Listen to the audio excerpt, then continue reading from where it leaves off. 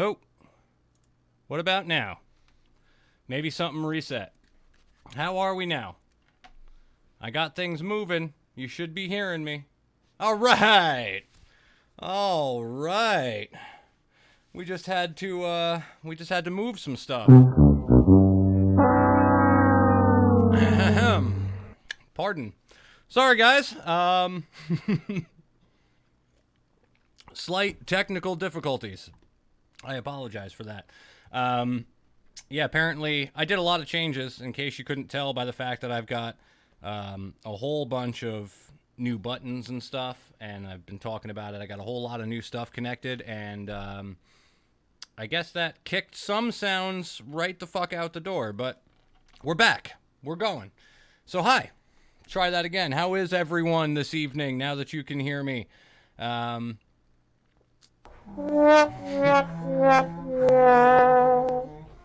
I know. I fucked it up already. But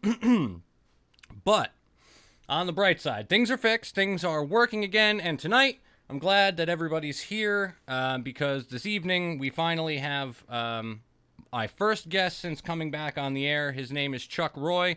He is a comedian as well as a comedy teacher out at, I believe it's the University of Colorado. We'll find out more. And also, I don't know if he actually labels himself as such or if he's just got a joke or two about it, but he does mention that he's a gay Republican, which I'm going to ask about because that seems a bit odd to me. Oh my God, who the hell cares? I'm just interested, Peter. I'm just interested. In the meantime, while we wait for him to check in, I saw somebody hit one of those buttons. It didn't work. We always got to troubleshoot things as we're going. Why? Why are we always troubleshooting things as we go along? Oh, I have a feeling you're on the 1 minute cooldown. I got to fix some stuff, but I think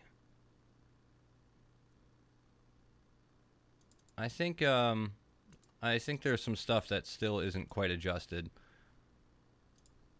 All right, RS Ryan, I don't know how to refer to it. I know you guys personally, so whatever. Ryan, hit that again. Do it again. See if it works now. Hopefully everything's up and running. I don't want anything to break. We're on limited time because Chuck is calling early on today, so I don't want to fuck anything up too quickly or destroy anything along the way. But we will. There is one or two things that I wanted to talk about in the meantime. And one of which, I don't have a lot of stuff prepared for the television, so we're going to stare at a blank screen for a while. But one of which we'll go into... It's too late for that. I know. I fuck everything up royally. One of which is something that's near and dear to me, and it's the fact that Leisure Suit Larry is going to be coming back into the gaming world. I'm excited and not excited about it because it could be good or it could be bad, and I'm not sure which one we're going to end up. But anyone that's my age, aka old, will remember Leisure Suit Larry, the point-and-click adventure game about getting laid. It's really all it was about. You walked around as fairly unattractive and unfunny Leisure Suit Larry, much like myself, minus the suit. And your whole mission was to get laid. So they've said that it's coming back because they did do a remaster of the original in 2013. And now a new company, a German developer called Crazy Bunch, announced the new title, Leisure Suit Larry, Wet Dreams Don't Dry. And where... Holy hell.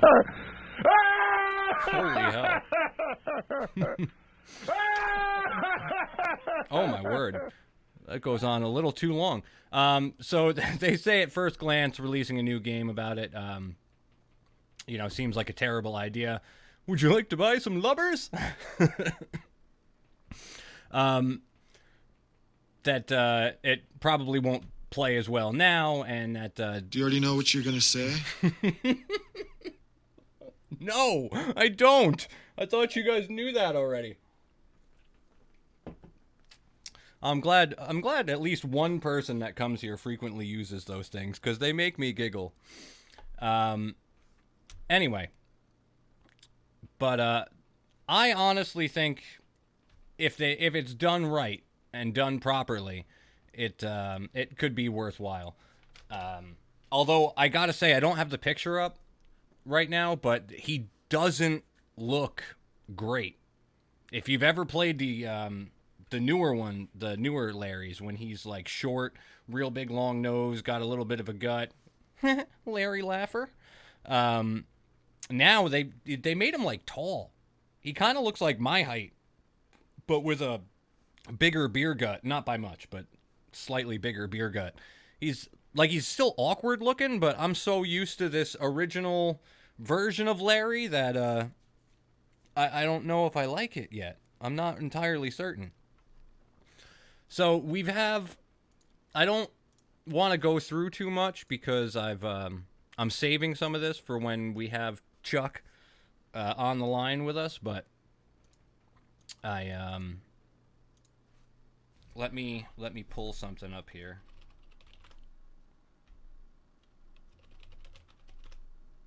Do I even have anything worth pulling up here? I don't know if I do. Probably not. Probably not. What's the point? We're just killing 5 minutes is all we're doing. Oh my god. What is that? What is the purple flaming hands? I don't think I've ever noticed that before. You're gonna make me fix stuff. I'm just trying to think of the next thing to say, and then I got people pushing buttons and making me troubleshoot shit on the fly because I gotta fix things left and right, reminded me just how broken the show really is. Oh, God, it's demeaning. It just breaks my heart as I go through and click, click, click, click, click, click, click, all the stuff I'm trying not to do when I'm running a show. But it's all right. You're giving me a reason to kill time. So I apologize for the slow start here. There. They're all fixed. All the sounds are fixed. There's no cooldown. You can use them as much as you want or as frequently as you want. The Steam sale, yeah, we can talk about that for a moment, because there is... the insults just flying in because I'm terrible today. I planned around one good goddamn thing, and you know you throw other stuff at me. The Steam sale prices are dropping on June 21st. If you are a gamer, you do use Steam, keep an eye out because all the cheap shit comes through Steam, and it looks like it's going to be June 21st as he continues to flail. Google Assistant fired a gun. There's one for you. If you've been paying any attention to the news recently, somebody put together a setup where it allowed Google Assistant to shoot a gun, and you can hear the audio at the very least. Okay, Google. Activate gun. Ow.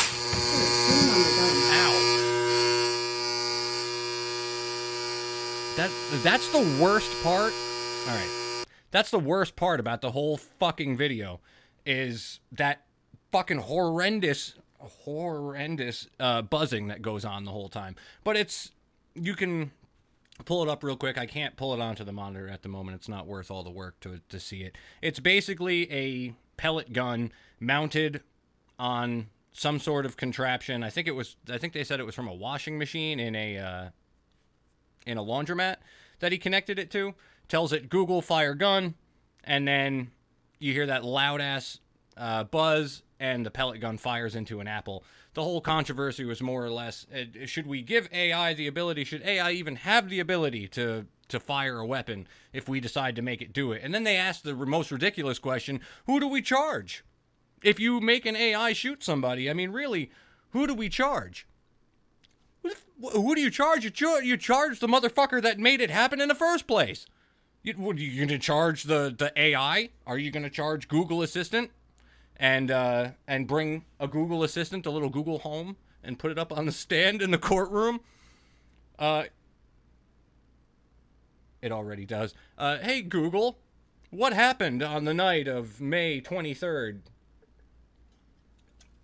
Ridiculousness. Oh, 2 minutes. God, I'm sweating it out. How am I gonna cover 2 goddamn minutes before somebody calls? I've installed unmanned gun turrets for the military before. Damn. Why do I not know this?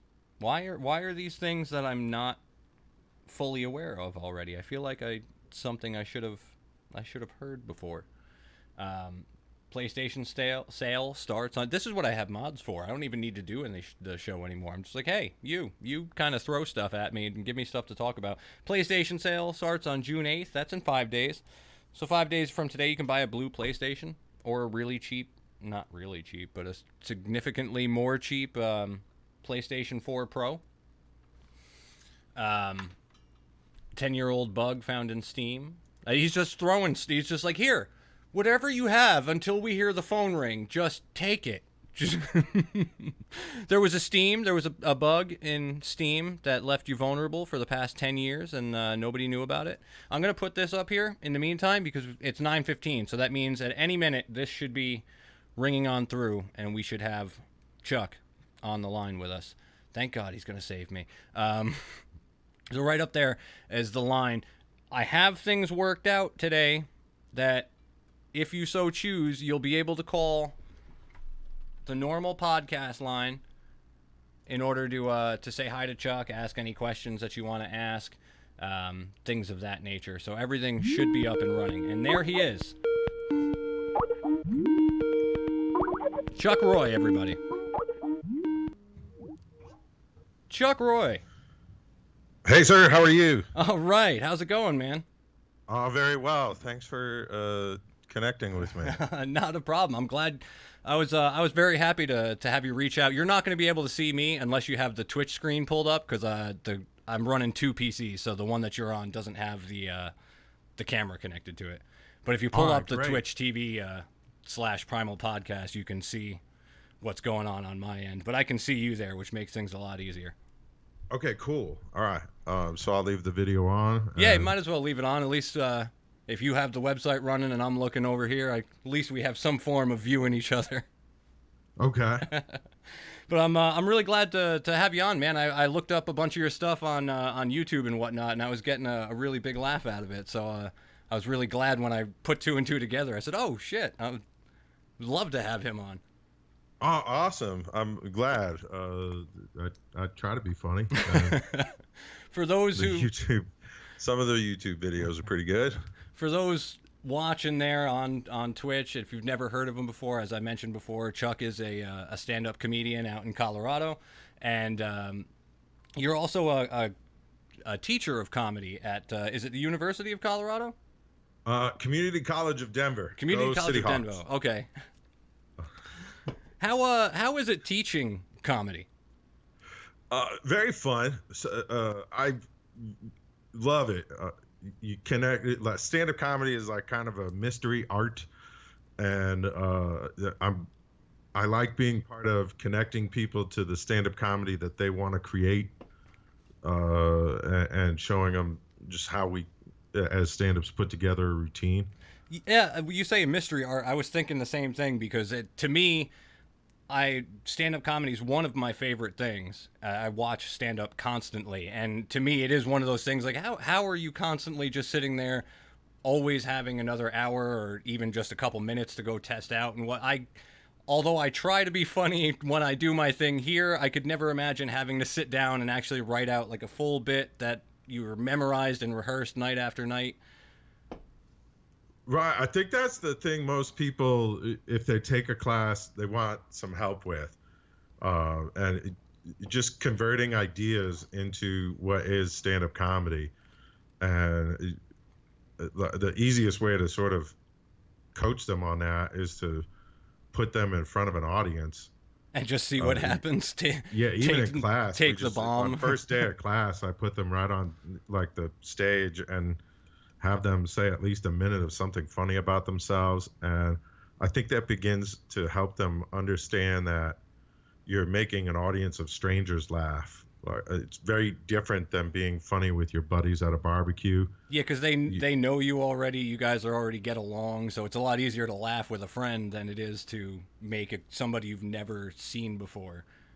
Yeah, a stranger that paid on a Friday night late show. Boy, that's Yeah, you're now holding their money, and you better fucking be funny. yeah. That's really the truth of the art form, and then it's super fun to just sort of walk people through it, and especially once they start figuring it out and like writing the jokes that are next level as opposed to just writing something expected. When they really create something that's like off the charts funny, that to me is a huge reward. How many people, Chuck, that come in for this wow, I can't talk at all tonight. For this class, how many people do you see come in that you just look at and within like a day you're just like, this motherfucker's not funny. Like, I gotta let this guy down and let him know there's a very good chance this is just not for you. I would say there's at least one every semester. But I like a challenge. So, and I kind of feel like if you're brave enough to stand up there, then I will do my best to try and connect you to how to be your kind of funny. In thinking of my past students, there's just generally always one where you're like, oh man, I hope this isn't your dream. And the only response you can give him is the, no sir, I didn't like it. Yeah, like kind of roll my eyes and again, like having him practice in front of either classmates or an audience, like that dead silence says a lot more than I really ever have to. You know, it's like you didn't generate a laugh, and how did that feel? That speaks volumes. yeah. It's totally kind of. How long have you been teaching? Like, what's that? I didn't mean to cut you off there. How long have you been teaching comedy? I think it's coming up on 5 years now. So 4 years, 8 semesters, and then I'm heading into my 5th year. Okay. And so you do stand up and you teach people how to try and do stand up. Right. I rock stand up. I don't just do it. I mean, I throw down. Or what came first, or how long were you doing stand up before you decided I'm going to teach other people how to do this? I was stand up for 20 some odd years. I'm on my 26th or 27th year. Okay. And then I guest lectured at the college comedy class. And I think throughout my career, like especially the last 10 years of my career, people have been saying like, you should teach a class. And I really liked going in and guest speaking at the comedy class. And then my friend Chris Voth, who used to teach the class, he went on to study for his doctorate. So asked if I'd be interested in teaching. And I don't have a master's degree, which is sort of a big you need one in Colorado. So they have a presidential exception, like the president of the college has to sign off on the fact that I can teach. And now I'm back in school working to get my master's degree at some point. Oh, wow. You're doing a lot. Teaching, how often are you out performing? Because I assume it's like consistent. A lot less now. This July, I have 2 weekends full of shows and then a bunch of other little local shows and such. But it's a 5-year deal to get my master's. So I flunked out of college and became a comedian, and that was on the top of my resume. So when I went in for the college job, I was like, you probably need to know this. And I think since I've gotten the job, I've focused hardcore on trying to figure out teaching. I really would like to build show business courses. I think I understand what comedy classes sort of can be built on the college level. And then I think there's a greater need for just some basic show business skills, like kind of teaching people like how to get a gig and what are your responsibilities once you have a gig, like as far as helping with promotion and turning in the things that promoters need. I gotcha. And I see going through. I see that you were on tour with Ralphie May, and that Right. you're on the DVD. How was it? Because unfortunately, rest in peace. Ralphie passed away. Was it? It was earlier this year, right? Towards the beginning of Uh, 2018, or was it late 2017? Late 2017. Ralph is still a great friend.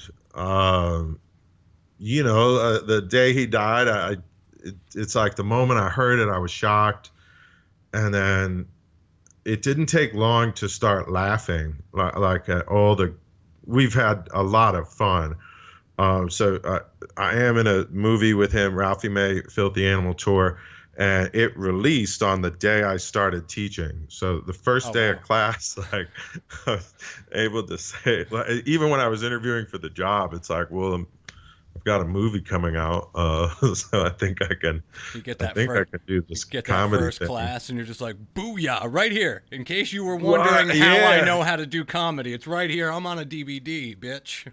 Right, and Ralph is if you're ever wondering like how to do stand-up comedy, I tell students like on day one they can watch a video called Ralph. You can search like Ralphie May stand-up comedy boot camp, and it's like a 90-minute speech that he did for Louis Anderson's boot camp, and it's a throwdown on like how to do stand-up.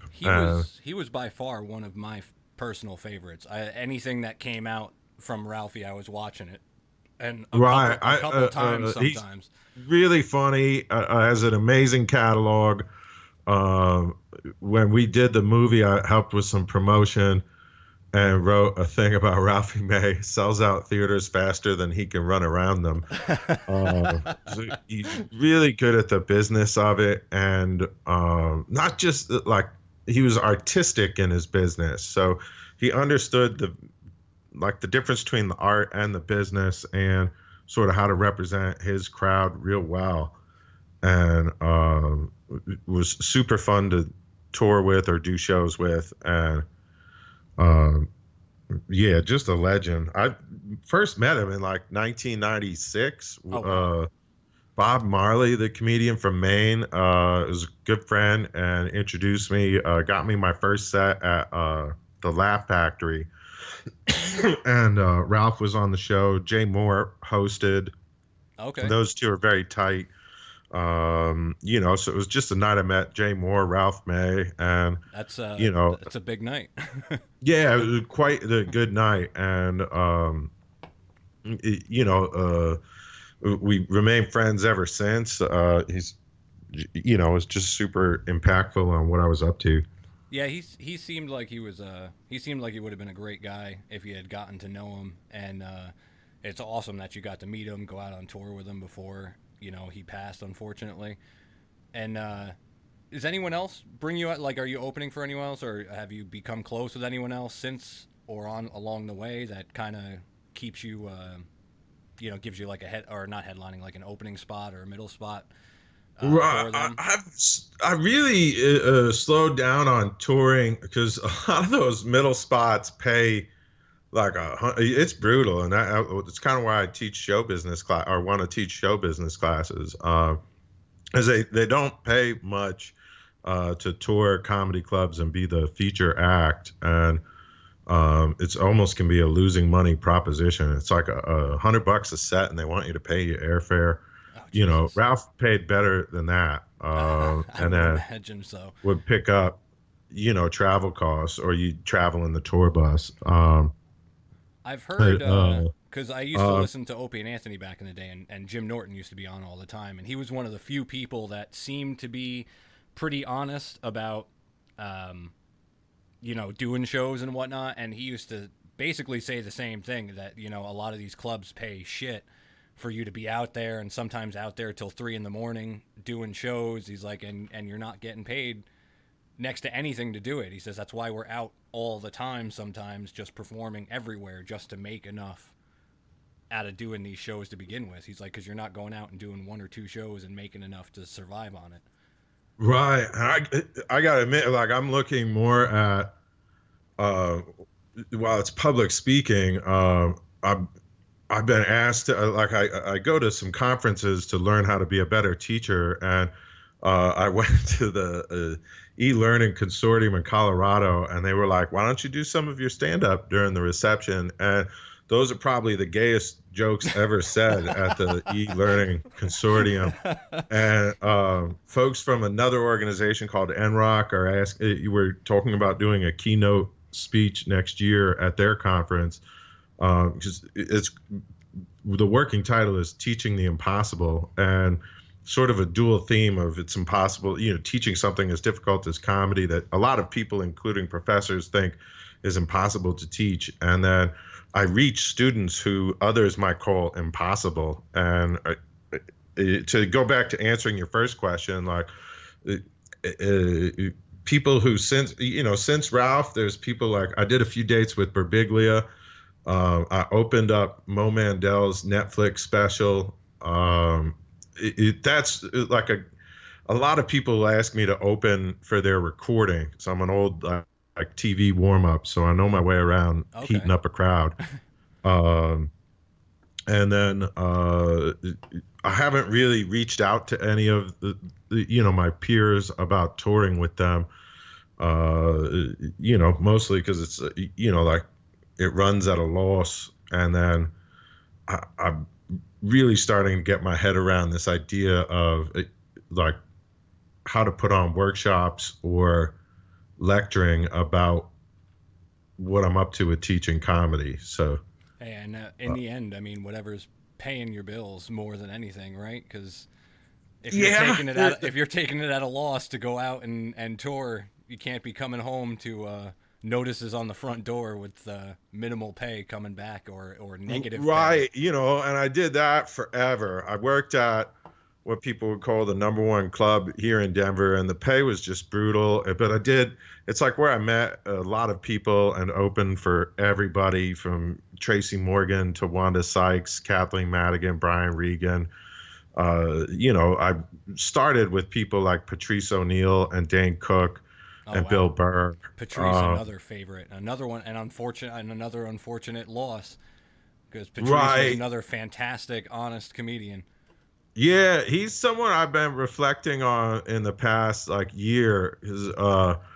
In the early days, like 94, I started in 92, 94 is when I first came out on stage, and people fired me. And I remember working with Patrice, and he was the guest act, and I must have been the feature or either the host, as we were all staying in a condo together, including the headliner.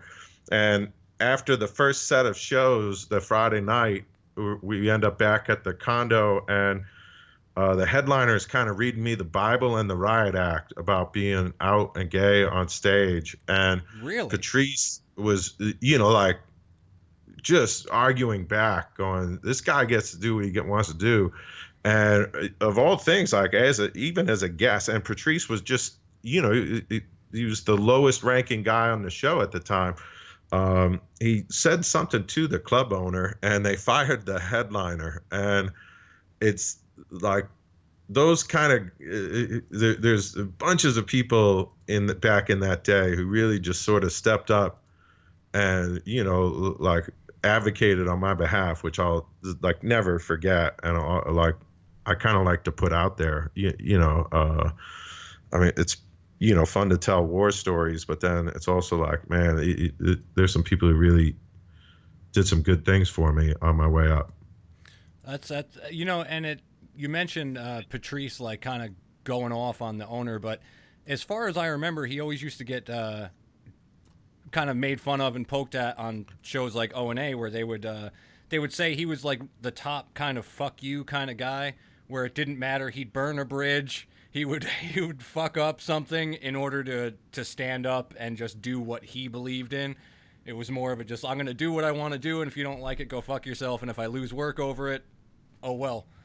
Truth. You know, and the way I explain him to students, and not just him, but that entire peer group that I started with, like, they just wanted you to do the stand-up that was truest to you in the end. So if you started doing jokes that weren't you, Patrice would just call you out on it with no, like, wouldn't feel bad at all. First one to just say, what the fuck are you doing? Yeah, and I love that because it's what really helped me distinguish it. Like, and I even phrase that to students. Like, the goal is to not only be funny and original, but distinguish yourself. Like every other comedian should be very different from you, even if you're maybe talking about the same topics. But in the end, you want your peers to be able to be like, that's a Chuck Roy joke, or that's clearly a Patrice O'Neill joke. And you know, those types of guys from back in my day really helped shape that identity of, like, you know, you have your thing, Chuck, and stick to it and do it, you know, and be sure you're the funniest at it. So, and that goes all the way up to, you know, the last days with Ralph. It's just, you know, the goal was like, walk out there and annihilate that crowd, and it's just up to the next guy to follow it. And Ralph was fearless. He wanted everybody to just crush the hell out of the room, and then he was going to walk right up and destroy right after. You know, you mentioned something, and you said a club owner was arguing with you or giving you shit for being openly gay on stage, or like talking about it. Yeah.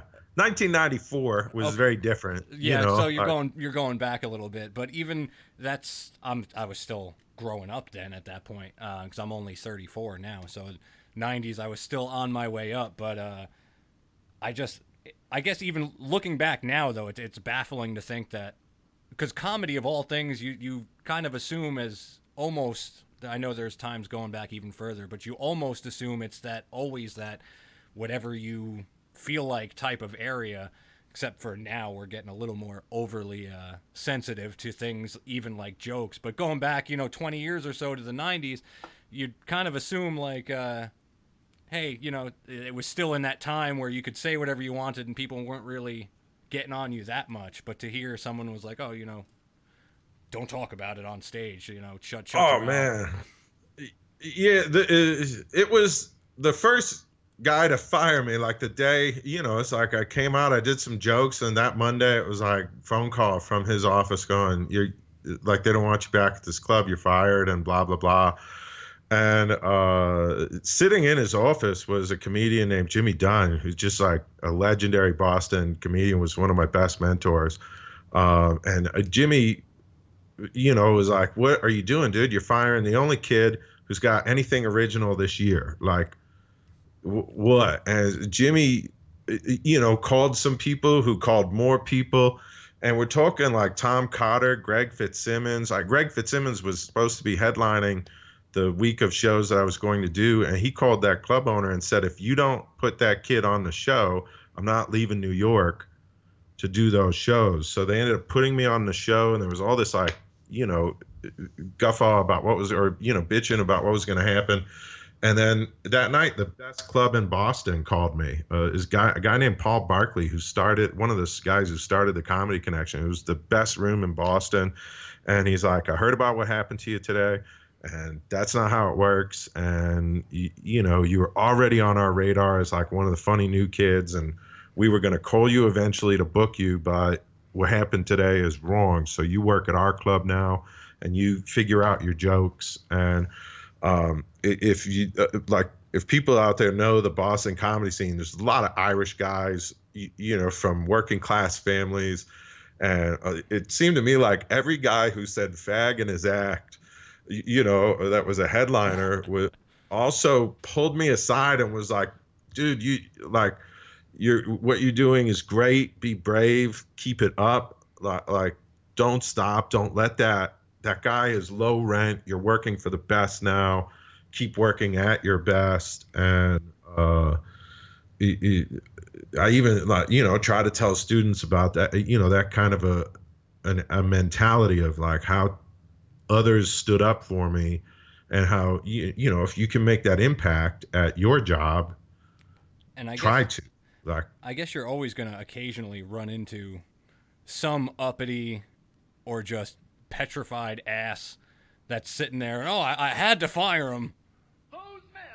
yeah, and for other reasons too, but yeah, you brought up a good point. Like today's, the news lately is just, constantly full of these weird comedy stories, and People are apologizing for fucking jokes left and right. And that's brutal to me. And on the other side, I do hear some of the pundits sort of follow up with things like, well, comedians are the ones who are leading the truth today.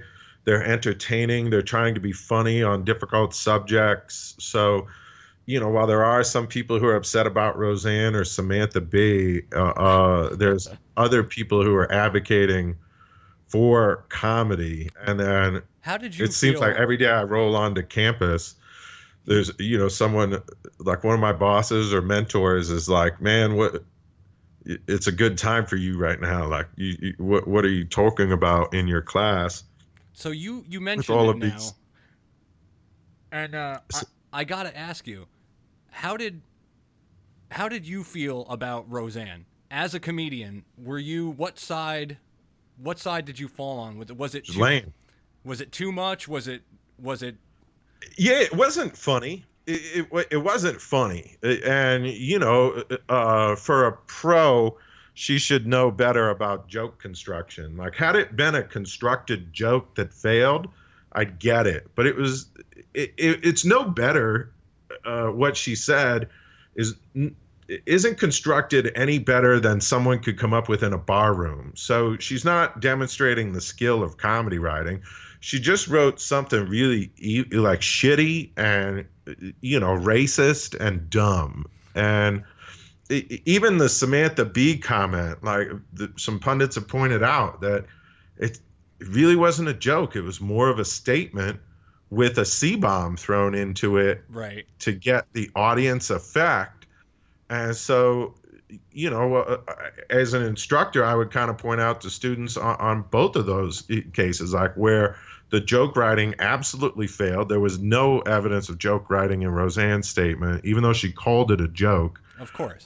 That's just something, like assholes say. And when I was going to say, when you get called out on some bullshit, well, I mean, it was meant to be a joke. I wasn't meant to be completely racist and offensive. It was a joke gone wrong. Yeah, right. So break down to me where the setup is and what's the punchline. There isn't one. She just compared Valerie Jarrett to a monkey, and that's just like. And there was people defending it. Like, I went on Facebook like the next day, and I'm just kind of scrolling through things. And I've learned you find the worst kind of fucking people on Facebook anymore. But I saw people like, people are calling it racist, but it really wasn't racist. And I'm jumping in going, she just compared an African-American woman to a monkey. Like, you can't get more racist without dropping an N-bomb. Like, you've pretty much, you've hit the pinnacle of that was a racist fucking comment. How can you sit here and defend this at all? Yeah, and it's so if she had constructed it into a joke, it still would be a racist joke. She's gonna throw in the monkey phrase.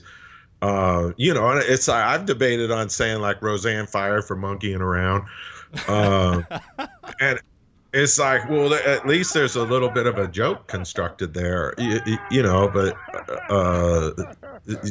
and I get what you're saying on Facebook. It's been said that we're definitely divided. God, and people ignore that. There we go. Okay. The fucking sound clip just didn't stop. Oh, bummer. Like people on Facebook seem to be really, divided. And there seem to be a large group of people that just, it's like they're like bad soccer dads. Like they're just screaming at the field. And, that ref always sucks no matter what the ref calls. And, like if it's not even close, like in baseball and somebody sliding into the home plate, and the catcher clearly tagged him out, there's always someone in the stands who just can't handle it. And they're like, he's clearly safe, and there's groups on both sides that just can't look at their squad and say like, all right, for instance, in Roseanne's case, she's got some supporters that just can't handle that she did something wrong, and it's like, it's easiest if you just admit you did something wrong, ask for forgiveness, and then move on. That's the fastest way to handle that. And if you're a supporter of hers, it's like, just admit she did something wrong, allow her the forgiveness, and then move on. Like, I've felt the same way. Like, I mean, hell, if you agree with her, at least have the balls to stand up and say, hey, look, I agree with her. I'm a racist, and I think what she said was okay. Don't sit there and hide behind the excuse of, oh, well, it wasn't racist. And I have to cut in. I see people on the channel go, I thought we decided against politics. And guys, I know, I normally don't get into anything political, but I have to. I have to, and especially with somebody that's a comedian and knows kind of the other side and has another side opinion on this from somebody that does this for a living. I have to dig into it a little bit because I like the other opinion. And you said something, Chuck, too, that kind of I have to ask you because I have another viewpoint going down that road, but I see you do a joke about being a gay Republican. right. And a couple people have said to me when they said, well, who's going to be on the show? I said, Chuck Roy's a comedian. And I was like, and as far as I can tell, he has a joke about it. I said he labels himself as a gay Republican. Is that accurate? And if so... yeah, I'm still registered. And, to speak to the folks who said no politics, like, I hear you. And, allow me to tell you a little bit of my backstory. Like, when I was 15, 16, I was a volunteer for like Republican candidates in New Hampshire, where it's presidential politics. It's the first in the nation primary. So if you get active at all, there's people who run the presidential campaigns that are hoping you'll volunteer for them. And so I ended up working for a former congressman. His name is Chuck Douglas. I volunteered for him, and then he won, and he was a fine congressman. And then he lost re-election to a guy named Dick Sweat. And yeah, because it's like, you shouldn't talk politics. I still struggle with like how to bring that up, like on the comedy stage, but because it still hurts to this day. Like, just what a shady move. He was a Republican, and the Democrats run Dick Sweat, and people in New Hampshire vote for Dick Sweat. No problem. That's almost as good as D's nuts. Yeah, and his name was, Richard Sweat on every form he ever filled out. He never used the name Dick Sweat until he ran for Congress, and won. At the same time, I was clerking for the congressman and working for, it was the Conservative Political Victory Fund, and they were like kind of the people behind Pat Buchanan's campaign. I was also starting to come out of the closet, and that's just how you end up with a gay comedian. Like, just, like, I was really, like, the Covey people will say, you're climbing really hard up the wrong ladder. Like, I was, headed into, like, the next governor of their campaign was asking me if I would run their youth campaign. And I was like, I have to get out of this. I was going to say, because when I mentioned to a couple people, like, I was like, I think he has at least a bit about being a gay Republican. And people were like, isn't that kind of an oxymoron, especially like these days with the amount the Republicans seem to like dislike the whole LGBT side of things. And I said, I got to ask him personally. I said, because I can't comment on it myself. I said, but it's not something you frequently hear, is someone saying, yes, I'm both gay and Republican. I said, but I'm sure he's not the only one. I'm definitely not the only one. If I recall, you said there's 26 of you, right? Right. Yeah. The bit is, it was, and it's kind of a true story.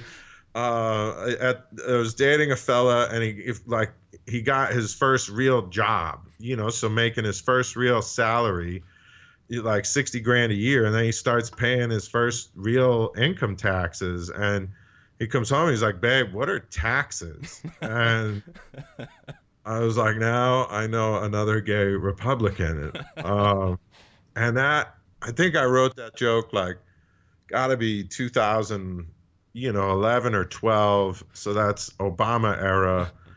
And even then it was difficult to be in the Republican Party because, we have those, like, there's a guy here in Colorado named Ken Buck who really went on Meet the Press and actually said out loud that, like, being gay is like being an alcoholic. And I'm like, I drink for an entirely different set of reasons. And it's like, there's, I get your point. Like, it's like every other week, there's some Republican who says something really dumb about gay people or other topics as well. Like, we currently have a Republican president who's issuing tariffs. So, there are so many reasons why I want, and I'm thinking about, do I leave the Republican Party?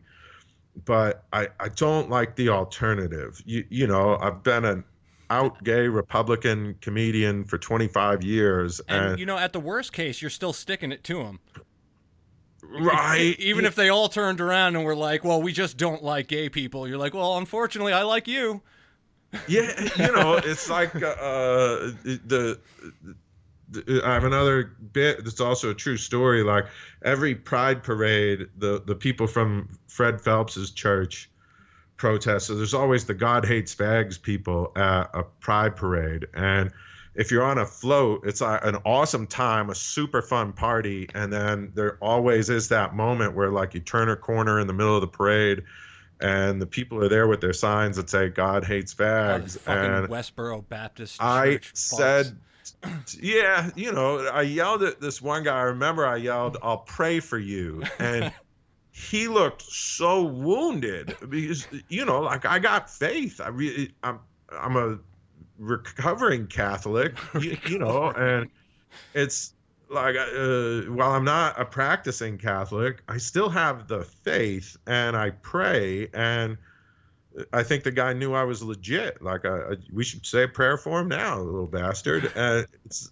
like, totally wounded that guy. And I imagine they don't know what to do at that point because they're sitting there going, fuck you, God doesn't like you. And you're like, no, it's all right. I'm fine. I'll ask him to help you tonight.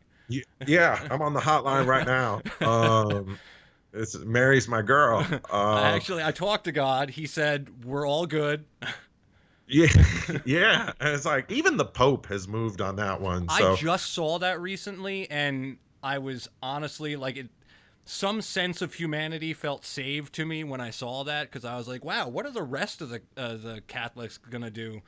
Right. He's phenomenal. I mean, he was just like, dude, you're made this way. It's the way you are. God loves you regardless. Like, do your thing. And I was like, what are the rest of them gonna say now? Like, he kind of made it difficult for the rest of the Catholics to give anyone shit when the king of Catholics was like, no, it's fine. Yeah. This is no problem. Yeah. No big deal. It's, it's like, I have family members who struggle with, who I am, and have said things like, we don't understand your lifestyle. And, to me, it's like, man, the Pope has yeah, the Pope kind of seems to understand. Like, so maybe grandma don't bring it up can to me chill anymore. Out. Figure out how to come correct on yourself. While the Pope needs to move on transgender issues, it's still, he's moved the church 1,000 years. And, to get back to, like, why am I a Republican? I don't know if I'm going to remain a Republican. Like, I'm not an active and party guy, and it's just going to be up to the people who are active and party people. Like, I've got my eyes on Kasich because the rumor is that he might run with Hickenlooper, Colorado's governor, who's a Democrat, and he's an outstanding governor. And I think we need something like that, where, a two party ticket. I mean, it would really be something different to see, something rare and something different to see for once, where you got two that can actually say, "Hey, look, you got this side, I got this side, and let's do this. Let's make something different happen." I think that's what it takes. You know, like, I guess the way I've always said it to people is like, I'm, you know, somewhat of a libertarian, but I'm not a libertarian. Like, if you want to talk politics, meet me in the middle of a park. And, you know, like, a park takes governance, and it takes a budget, and like, you don't want to spend extra on your park, but you don't want to spend too little. Like, you got to spend the right amount of money to keep the park open and thriving so that people can use it and enjoy the park. And that's, you know, sort of the purpose of governance. And you see, I have always kind of felt that I fell in the middle. And you said, like, I don't know if I'm going to leave being a Republican, but the other side doesn't necessarily look so great. And I kind of feel the same way lately, and it really is, it fucking bothering me in the sense that I've always considered myself like kind of down the middle, because if I found a Republican that I thought was going to handle the country the way I think it should be handled, I'd vote for him. I'm not like the older generations, like my grandfather's generation, where it was, I'm a Republican and I only vote Republicans, and the Republican could be raping someone and murdering his children while he's doing a debate, and I'm still going to vote for him because he's a Republican, and that's all I can do. Whereas I was from the view of, well, if the Republican looks like he's good, I'll vote. If the Democrat looks like he's good, I'll vote. I don't care which side you fall on, as long as you look like you're going to be the right guy. Although my views tended to lean kind of towards the left, generally speaking. I found myself like, I kind of seem to agree with the left's point of view for the most part.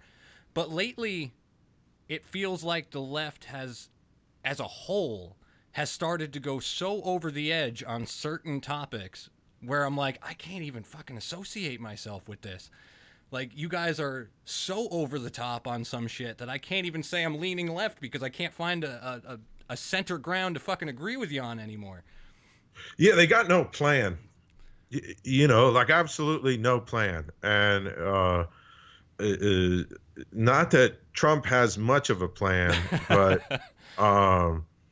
you know, it's like he's lowered taxes and unemployment is lower than ever, and it scares me that he might actually, you know, get reelected, because those are the issues people really vote on.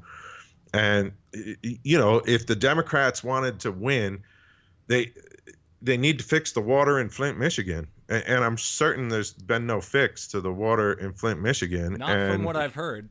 It's like, and you hear nothing of Democrats offering how to fix that, or any of the other. And when you hear myriad of issues, you hear who they're going to run, we had people, Oprah Winfrey, like, this is our, no offense to the woman, but to turn around and say, well, you know, we were thinking maybe if she'd take it, we'd run Oprah Winfrey, or they got Booker is the other one that they're talking about. Like, I look at some of these people and I'm just like, these are your thoughts. These are your ideas to counter what's been pissing you off the whole time, is to run a more rookie garbage. senator. Yeah, a rookie senator. Like, you're running garbage, and you think this is our possible solution. It's like, guys, you're really losing me. And I never really agreed with the right side much at all in my younger years. But as I get older, it's not everything, but I definitely find myself like kind of picking and choosing, where I'm like, the right's not completely crazy on this specific issue.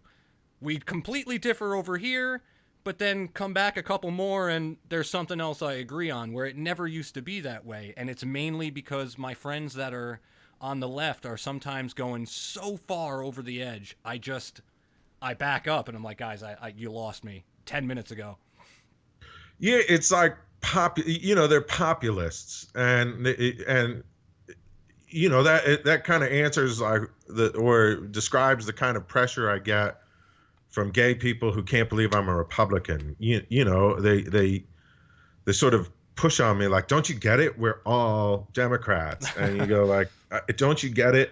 no, we aren't. Like, There's at least I one. sleep with a lot of straight dudes, and they're, like they aren't card carrying, gay club going guys. There's, it's like there's a whole world out there of people who might identify whatever sexuality they identify, and it might not always be straight, and they kind of, in speaking to them, it's like there's a disdain or not, like the people who are pressuring you to, like, well, if you're gay, you have to act this way. There's a whole group of people who are like, that's just not me. Like I remember when I was realizing who I was like, okay, I guess it means you're going to be a senator and you'll have a husband, but you don't lisp. I know that I don't lisp. And that, like, is an ignorant thought, but it's a real thought and sort of a reflection on society. That, there's a gay population, lots of good friends who just, are super effeminate. I have friends who opened a gay, bar that's a sports bar. And, a lot of people who struggle with, like, why would we watch sports? And you go, I don't know, a lot of hot dudes getting sweaty with it and such. But it stuns me that, like, the gay, like, that gay population out there really are like, wow, man, we can't do sports. And you go, oh, that's probably not the truth. Well, it's just like, there's Hispanic people that voted for Trump. So to think that there's a gay person that leans Republican, it's really not all that out there, but it's just one of those things where when somebody hears it, it automatically strikes them as weird. And it's like, that's probably not the norm, but, Yeah, I get it. It happens. Like, I get it's not it. what you're used to, but it happens. It's like, let's go back a whole number of years. Gay wasn't what you were used to at one point, and you've come to learn that, hey, it's just the way it is. It's the same thing with you're stereotyping for no apparent reason. You're just like, well, no, I thought all gay people were supposed to be Democrat. Isn't that how it works? And it's like, well, it doesn't have to. Yeah, it's which I do have my own viewpoint. I don't have to believe everything the rest of the gay community does. Right. I totally agree. And that, it's like, it's a voting booth. Like, just because I'm registered in a particular party is not at all an indication of who I'm going to vote for. And like you said, I go by the candidate, I judge the person. And so, I voted Obama first term, but not the second. I was for Johnson, surprise. I went in there and pulled it for Johnson. I miss that guy. It's the best innuendo ever.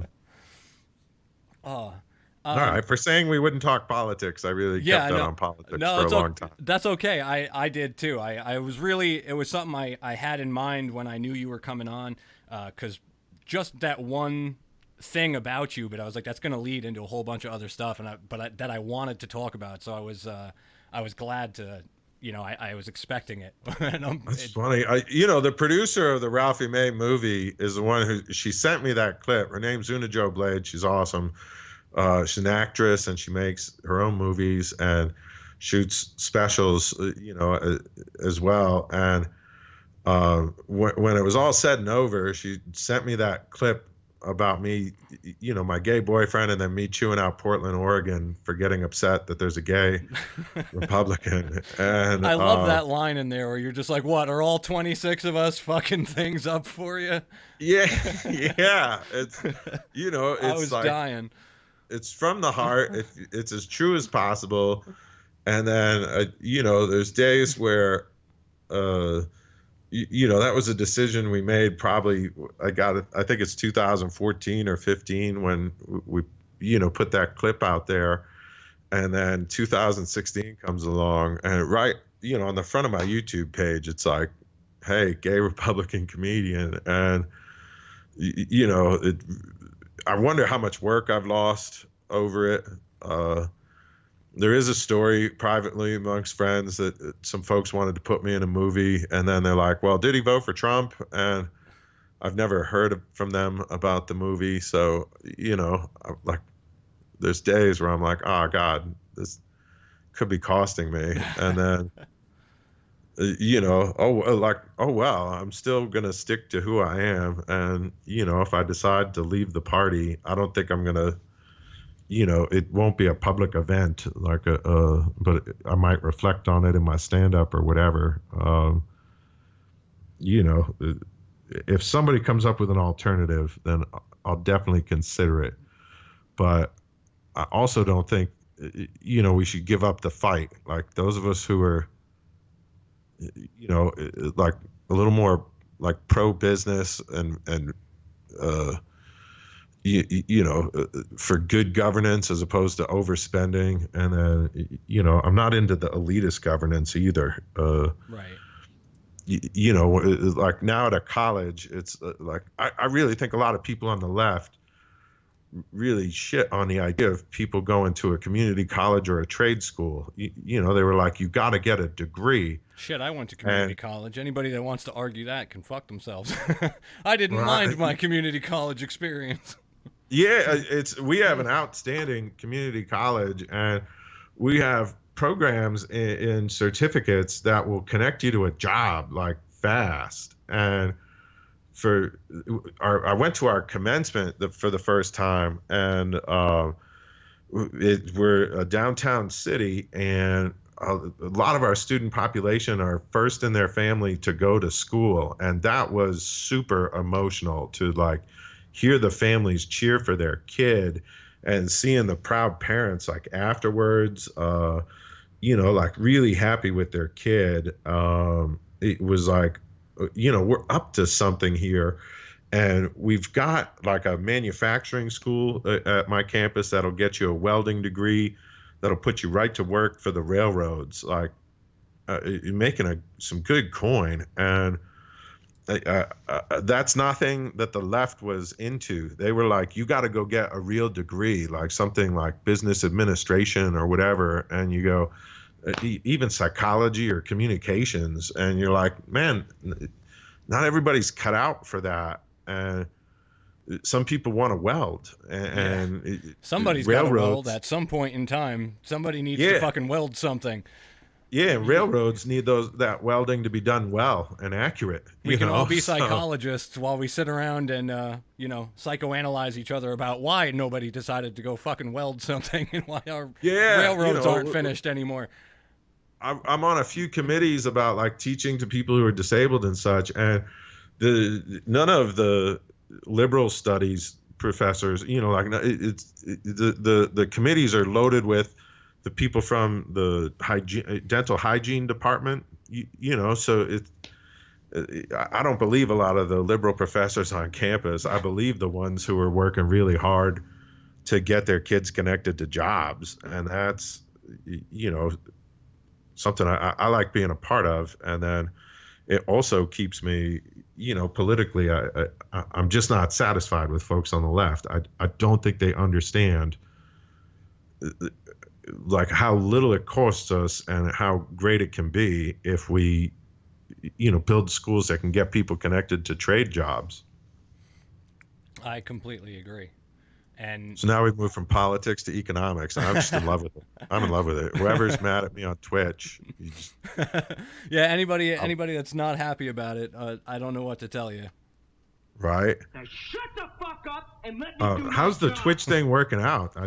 I know it was new for you, and I have some friends who've started working with it. So it's not bad. I enjoy it. I've been doing this show on and off for, I don't know, a number of years now.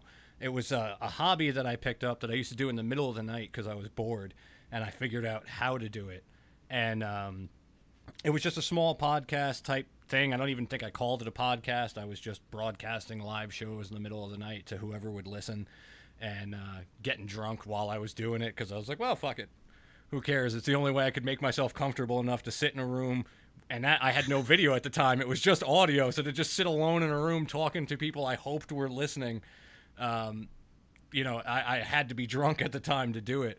And then I stopped for a while, and then I had this idea to bring it back again, and I figured out how to do the live show over the Shoutcast radio, so more people could get access to it. And I uploaded it to iTunes and started really making something of it other than me just rambling on about nothing for 3-4 hours a night.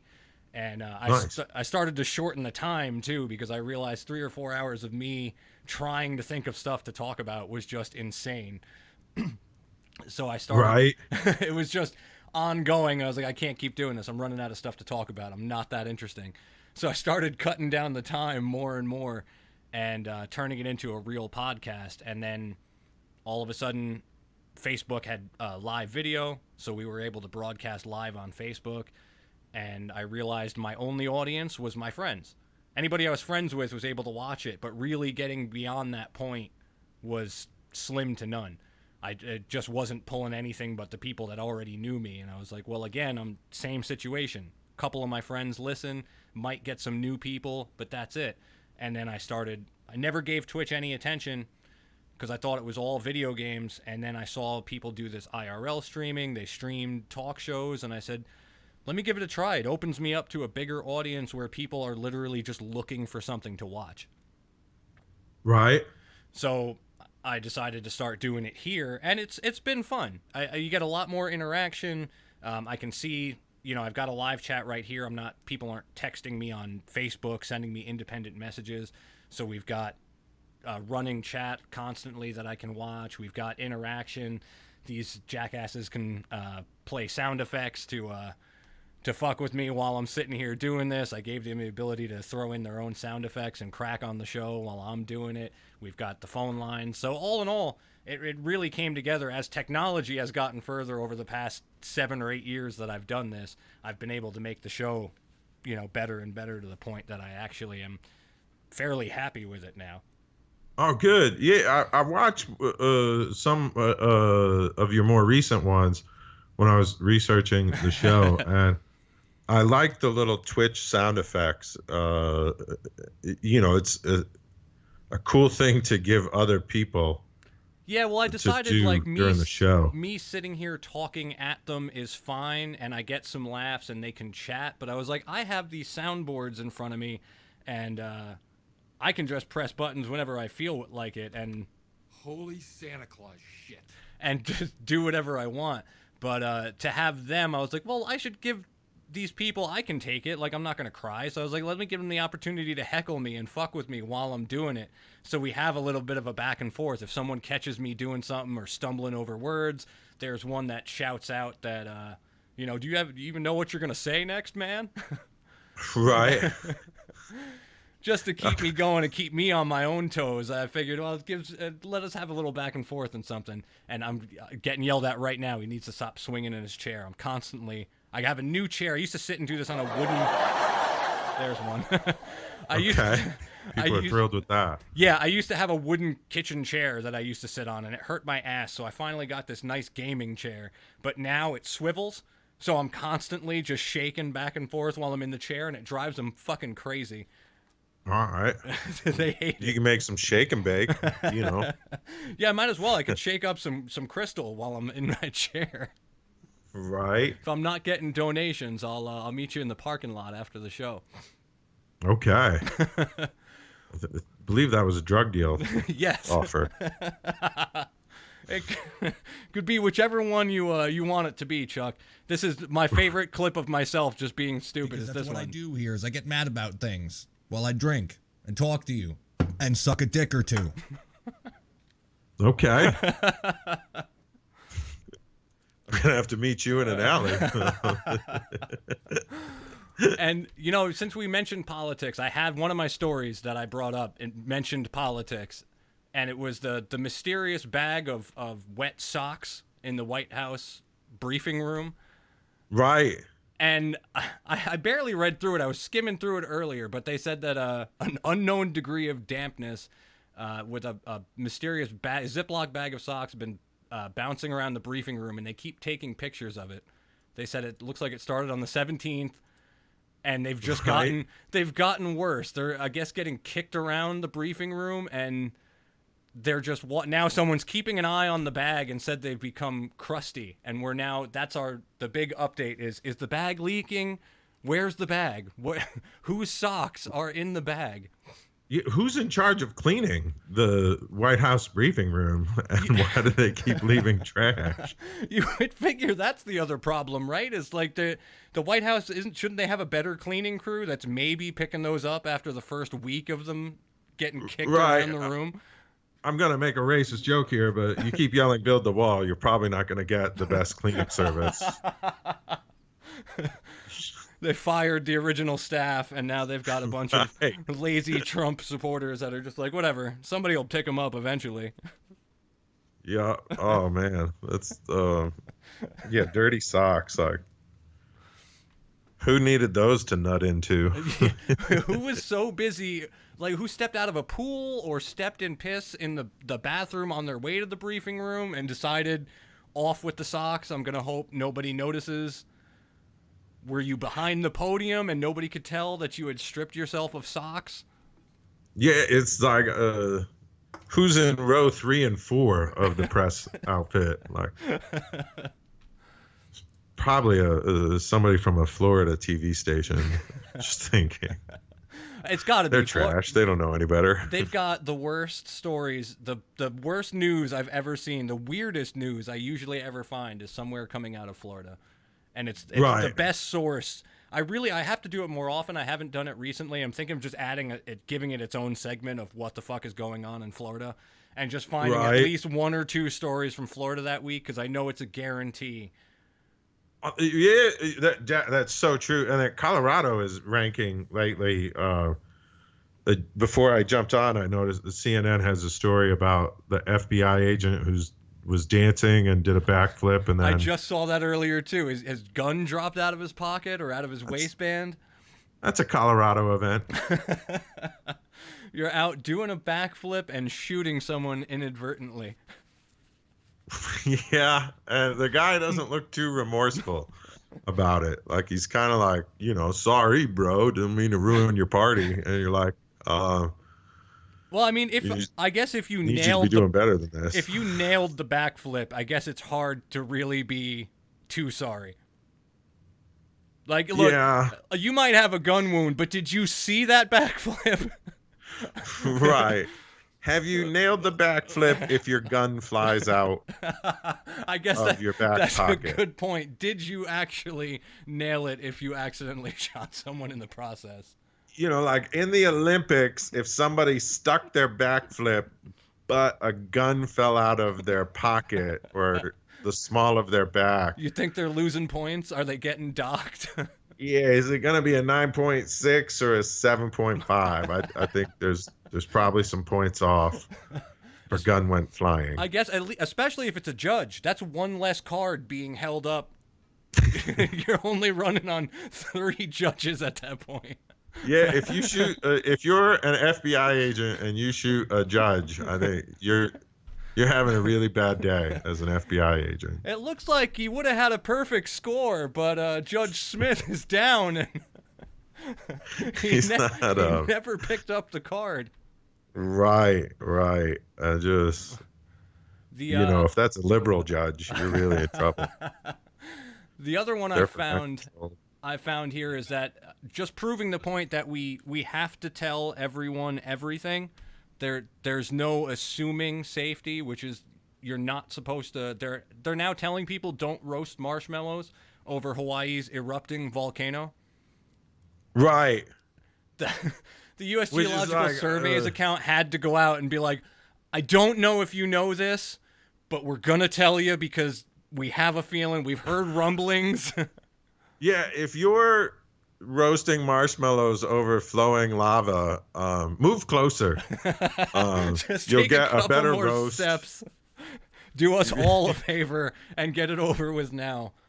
Yeah, you don't want that marshmallow to be light brown. You want that to be well done. And just like the rest of you, just lean in there and check. And is it safe to roast marshmallows over volcanic vents? A Twitter user, they say, presumably joking, assuming you had a long enough stick, or would the resulting marshmallows be poisonous? and we're gonna have to. They responded, no, we're gonna have to say that that's not safe. Hello, exactly. Yeah, and it doesn't look good either. Yeah. There's a reaction from the marshmallow to the gas that's leaking. Oh yeah, that's right. They showed a little video there, and It looks like a slinky or like a slinky or the old like the snake in a can. the snake firework, the one that you light off, and it just makes that long tube of ash all over the place. Yeah, so if you want to eat that, put your marshmallow over the lava. Or just cut out the middleman and just eat one of those. I think they said it's legal to sell them in Jersey where I am now. Just pick up a couple and chow down. Right, and then call your friends from Florida and Yeah. Invite them over. We're having a snake eating party. do some Tide Pod shooters, Really just run the gamut. A couple lines of Ajax. Yeah, why not? Like, clean your nostrils out. Get crazy with it. That's it's the blessing of the internet. You can now feel a lot better about yourself. That's the main reason I love the internet, besides porn, as everyone already knows. Right. Besides my love for internet porn is laughing at people that are dumber than myself. And there's apparently plenty of them. There are. And I mean, they're all meeting at a barbecue. I'm up on in front that of list. Baba. I'm pretty up there on that list, but it's always good to know there's at least a handful of people that will always be higher up than me. I can stay, even if I'm, number 99, I'll stay at 99 because there's 98 other assholes doing dumber stuff than me every 5 minutes. Right. You just have to search YouTube plus fail and They're everywhere. throw in your other favorite keyword in there. And And speaking of stupid shit, the other one that I pulled up was this Southwest flight. Right. Masturbating, just jerking it on the plane. Now, I thought I didn't go through it right away, and as we've been talking, I scrolled through some of these. I was picturing it was just somebody cranking one out in the bathroom somewhere, and everybody caught on. And he got like that look when you walk out and you're caught. The whole plane is just staring at you because maybe you were grunting too much in your 1x1 cell. In that Mile High Solo Club. But then I read further and it said that it was a female passenger said it was a male passenger sitting next to her. Yeah, I read the article and she... apparently she has a nut allergy. Really upset about it, and she said she really said that she bought Wi-Fi so that she could tweet Southwest Airlines to report it, and instead of just calling someone over. I have almost no empathy for this woman because she at some point tweeted about her 5-hour ordeal, and you go, this at some point is you are responsible for getting up and getting a little bit of help. Like, you can't throw this on everyone else. It's not the stewardess's fault. Who did she like? Was someone gonna tweet one of the stewards? Like, was the person running the Southwest Twitter account going to be like, hold on, I think Susan is on that plane. Let me now retweet this and tag Susan so she can go find the person. Why would you not? There's a fucking bell right above your head. If that guy could have tagged Susan in the bathroom, we wouldn't be talking about this.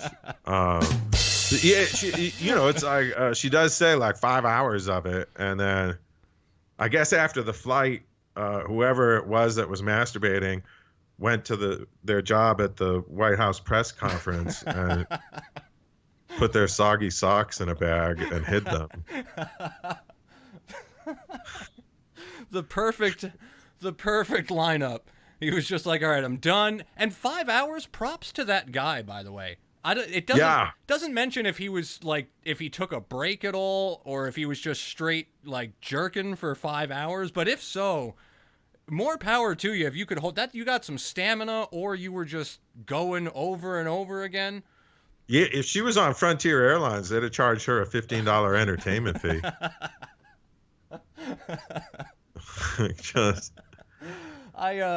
Yeah, and his iPad open on the tray table, watching porn, and without headphones either. Zero shame. Right. The balls on him. I give him at least it's shitty, but I also have to give him a little bit of credit where credit's due. I would not have the courage, as much as I wanted to watch porn on an airplane.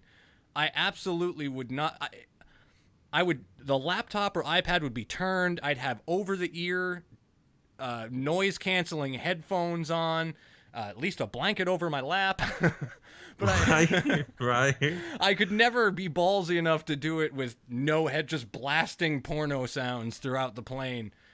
Like one hand over your head, She pointing described, at yourself. he didn't have a big set of balls either. But thank you. Well, I can't wait for. I'm good at rim shots, better at rim jobs. Thank you. I can't wait till they find the guy. Yeah. It's not going to take long for them to review some tape and give her some alternatives as to like which guy is this, and are they going to do it like they did at the Jackson trial? Like, can you identify the penis, ma'am? Right. Which penis was it? Can you all smack it around a little bit? We believe he was aroused at the time of this. Can you all think about something that gets you going, whomever or whatever that might be? Right. That's going to be quite the lineup. Like. No, he's a little smaller than that, but bigger than number 5. Yeah, for sure. That's.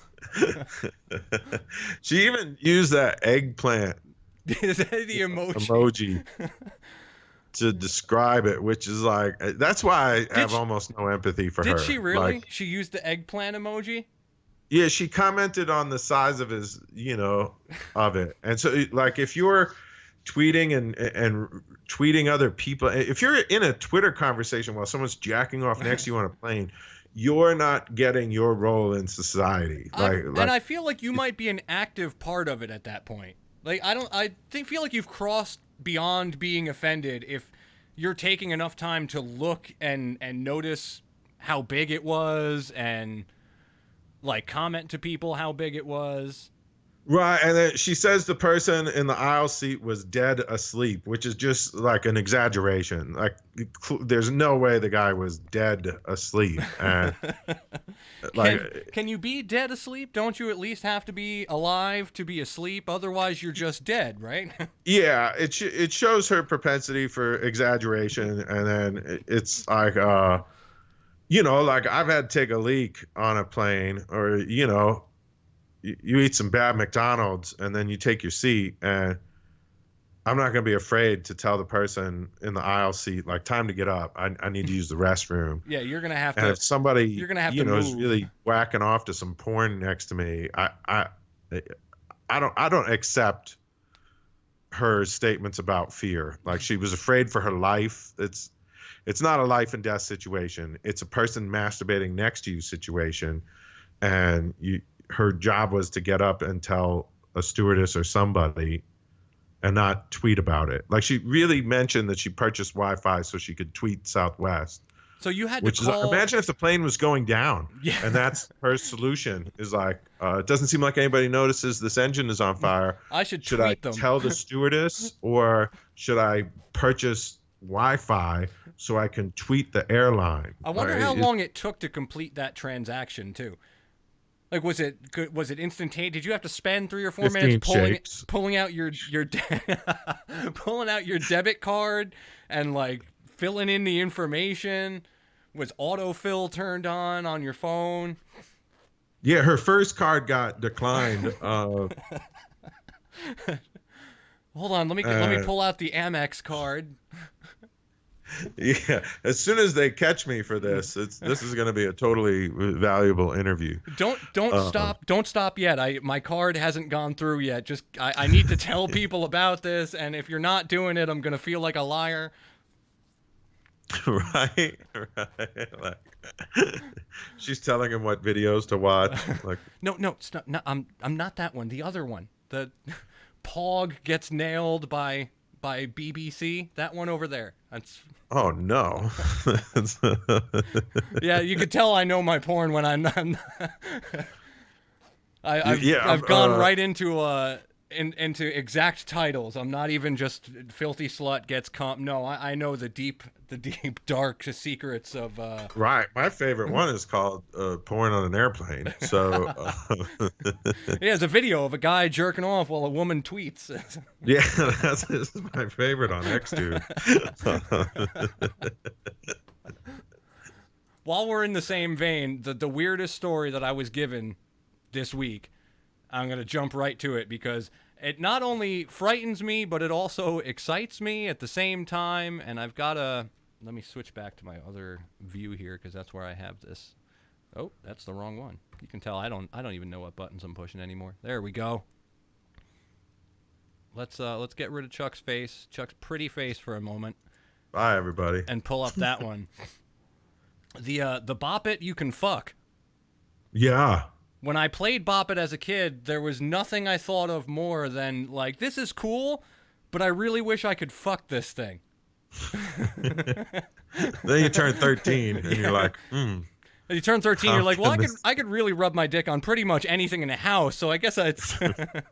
I guess I can bop it. I've already been flicking it and pulling it. Right.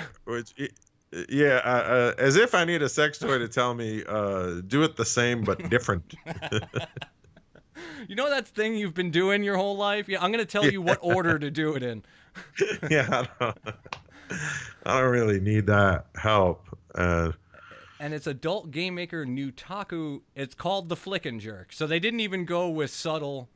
I guess they figured looking the way it does, there's no point in trying to hide it. It looks like there's a butt plug, a dildo, a vibrator, and a fleshlight, which also confuses me. A little. It's a party. That's quite the party tool. Yeah, I guess it's you and your girl can just pass it back and forth or use it at the same time. Like if I'm with a female, I guess I can bang the fleshlight while the blue rubber dick that's on the other side of it is banging her, and really take all the fun out of normal sex. So while I fuck a rubber vagina and look at the one getting fucked by the rubber dick in front of me is. Yeah, I really. I didn't quite understand the tool. While a robot yells commands at me at the same time. It looked more like a driver's ed instruction. Didn't it? Like a weird steering wheel? Yeah, like a bad steering wheel for Knight Rider. Kit, get the fleshlight. Yeah. Not again. Yeah. And they said I don't quite get the. I was a little lost on who needs this. Yeah, I guess that's what the first thing I look at is like, who is it for? Like, all right, I guess, depending on, as a guy, depending on what you're into, you could use at least, I guess you could use all of those ends. As a female, I guess, as a lesbian, I don't know that the fleshlight's doing anything for you no matter what. I can't imagine the fleshlight really being useful for any woman, no matter what side of the fence you fall on. She could practice her finger banging. Yeah, just kind of fingering the rubber vag. Then they describe it as each prong has a different toy: a fleshlight stroker, a dildo, a vibrator, a butt plug that fits every butthole. Because that was my number one concern when I looked. And that's. Again, strong use of is that hyperbole? Like what?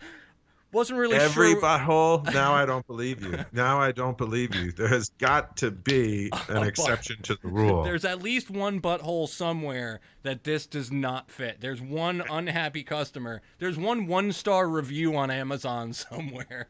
Right. Imagine writing that letter. Like, dear people, you said this would fit my butthole. I tried, and I did everything possible. Crowbars and speculums, everything I could think of. This was not fitting. I guess, yeah. Some sort of, if you're drinking enough Fireball, and if Fireball is your drink, then maybe this is going to be this kind of a toy for you. I don't know if there's anyone that is their one concern. Well, everything about this toy looks perfect, but will it fit my asshole? It's the only thing. That's the only thing that's got me on the fence. I want to pull the trigger. I just need, and that's the line that did it for him. They were like, fits every butthole. That's all I needed. That was good. it. That was all I needed to know. Sold. My last toy didn't fit my butthole. No. It was very disappointing. Now I've got options. And they're asking, how would one get any part of this up in there, in anywhere? How do you hold it for the fleshlight part? How do you maneuver it? There's so many questions. And they use a term I've never seen before. I showed the fuck it because I guess that's what we're going with. Bop it straight to fuck it to a Right. discerning teledildonics developer. I really hope that's his real job title. Yeah, that's why I hate liberals, man. They come up with these kinds of titles. Like, it couldn't just be dildo maker. It was, thanks a lot, Obama. Now we have terms like teledildonics. Right. I didn't quite get it. Like, was that a fellow online reviewer of toys? And where does the tele part come in? Because obviously, like you said, the first thing I had, the telecommunications, the telephone, teledildonics. I would assume somebody who evaluates dildos, it'd be best if they work from home. I guess there's not an office for that kind of work. Maybe we've made that decision, like as a society. Like, okay, you get to work from home. Since you'll be checking out and testing and Yeah. the dildos, we think it's best that we'll just mail you your checks. We're going to send the Direct devices deposit to you. Don't send them back. we don't need them. I don't care what you've done to clean them off. It's fine. Yeah, I just need a nice blog review out of you. And no photos. No photos. Please, we're good. But if you use this on a Southwest Airlines flight, then please make sure the person next to you tweets us about it. right? Or if you're working at the White House press office, just put it in a bag and wrap it in a sock. They said the person he showed it to said it's amazing, and I'm frankly surprised it doesn't exist already. And as much as I'd love to disagree with that statement, I'm actually surprised it took until 2018 for some. The Bop-It has been around since like the 90s or sooner. So I'm really amazed nobody looked at that earlier and decided we need to make a fuckable form of this toy. Right. I assume there's a big wheel with a seat that's a dildo at this point. Like, every child, they say people are learning earlier and earlier what they're into, and I'm surprised there's not one yet. Whereas, you know what? The big wheel is great, but it's gotten a little stale. Right. Like I've moved past the Barbie Corvette. And he said he requested a review of the Flick and Jerk, a review unit, pun intended, of the Flick and Jerk, so he can decode the puzzle for himself. They promised when they ship, which will be probably in December. That's fine. He said, I'll wait with the patience of 1,000 monks. The fuck it will be my holy grail. Oh no. Oh, that's real. You can never get away from those without at least one punny line like that. I like a good pun. Well done. I read that and I didn't even see the Holy Grail. It wasn't spelled that way, but I figured that had to be the line that they were going for. There's no ifs, ands, or buts. Jesus. That's awful. That's awful. And it will fit your butt. In case you're asking. For all those inquiring minds, it does in fact fit your butt. Not just Not just any. It will fit your butt. Don't stop. Don't hesitate. Don't stop. Jesus. Apparently, I need a cold shower. Don't hesitate. Right. Because he who hesitates masturbates with the fucking. Right. And I just see. I sort of imagine it as a party toy.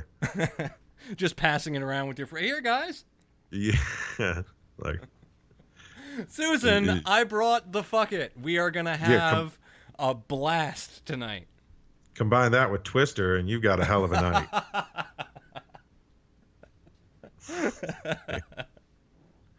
1 foot green, 1 hand red, 1 blue dildo. Yeah, and you Karen. got the butt plug that fits every butt. You'll be great. Oh my God, I've run. Chuck, I gotta say, I'm so glad that I had you on tonight. I've run so much later. I normally go from 9 to 10, and we're almost we're going to 2011 already, or 2211. But well, thank you. I enjoyed the conversation, and nice to meet everybody who listened. And yeah, I'm a bit disappointed. I'm a bit disappointed. They all let me down, you fuckers. I sit here. Me and Chuck had great conversation. At any point, any one of you could have. I left the phone number right on the top of the screen. You all knew you could have called. You let me down. You made me sad. Poor Chuck here is gonna think I have no friends and nobody that wants to call and say hi. Well, you know, maybe next time we'll generate some phone calls. Absolutely. I'd love to have you back on anytime, man. And by the way, I love the bear shirts. I've seen you in them in the YouTube videos, and I'm assuming you have a merch store somewhere. Is it on the website? No, I ended up taking it down. I couldn't figure out taxes. Like, I think you have to pay taxes in this neighborhood plus the one you sell it in. It gives me a headache. If anybody knows how to do that, please email me, and I'd love to put them back on sale. But right now they're all I have are my "We Changed the World" T-shirts. But okay, the bear ones those are for me. You're keeping those for yourself.